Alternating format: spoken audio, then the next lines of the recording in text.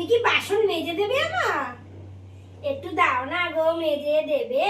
কি গো ও টুনিমা, টুনিমা একটু বাসন মেজে দেবে? হ্যাঁ, একটু কি দেবে বাসন মেজে? একটু কি মায়ের কাজ করে দেবে? টুনিমা মার কাজ করে দেবে একটু? কাচের কাচের বাসন তুমি কিন্তু ফেলে দিও না, বুঝলে টুনিমা?